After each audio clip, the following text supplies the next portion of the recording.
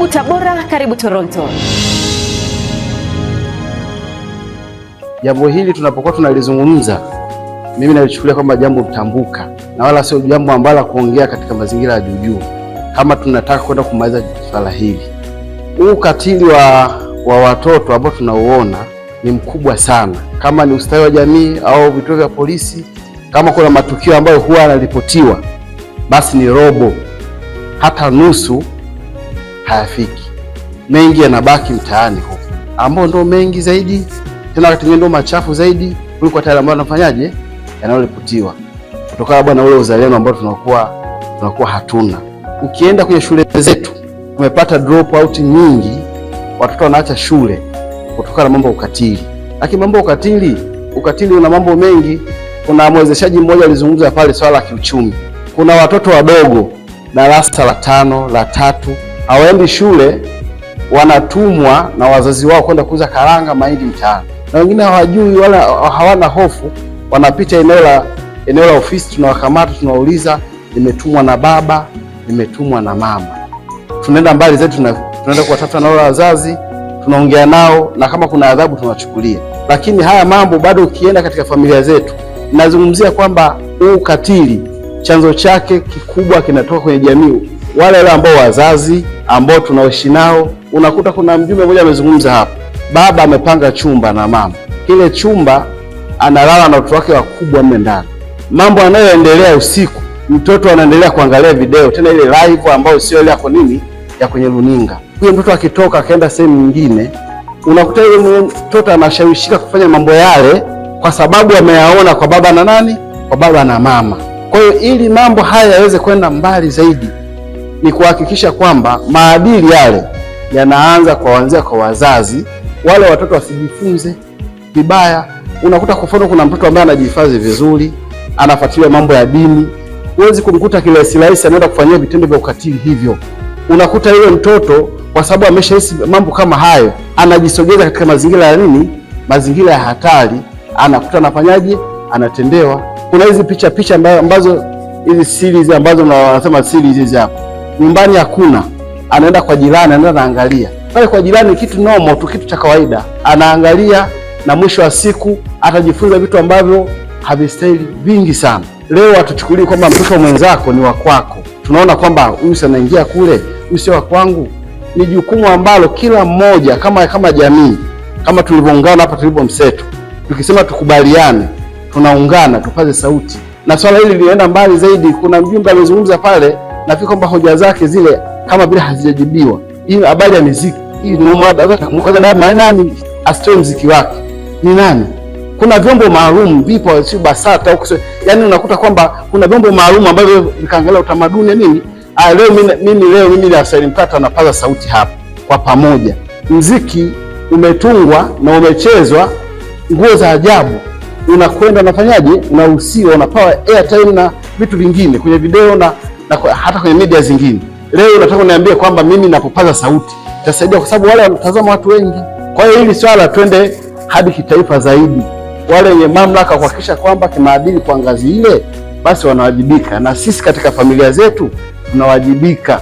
Mkija katika taasisi zetu, na niseme tu kwamba hii kamati ya mtakuwa, kwa sababu inatambaa kwenda shule ya msingi, shule ya sekondari, kuna kamati za vijana kama watoto wako hapa, kuna mambo yanayoendelea kule ni hatari. Tunaunda kamati angalau kwamba walimu, mtoto akifanyia kitu ambacho hakifai, aende akaripoti kwa nani? Kwa mwalimu.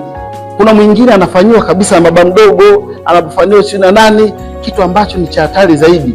Lakini tunalindana kwa kusema kwamba huyu akihukumiwa, akifungwa, kesho kutwa inakuwaje? Maana hata hii elimu ya kusema kwamba mtu ambaye akifanya tendo ambalo ni baya kwa mtoto au kwa mwanamke, tuwe wazi. Afande amezungumza pale, tuwe wazi kwenda kuzungumza. Bado huko hatua kwenda kuzungumza, hatujafika kwenye level hiyo. Anasema mtoto wa shangazi, hii ni mila na desturi, mjomba ataniangaliaje? Lakini bado inatakiwa kwamba tufikie hatua ya kwenda mbali zaidi, kufichua yale mambo ambayo yanafanyaje, yanayojificha.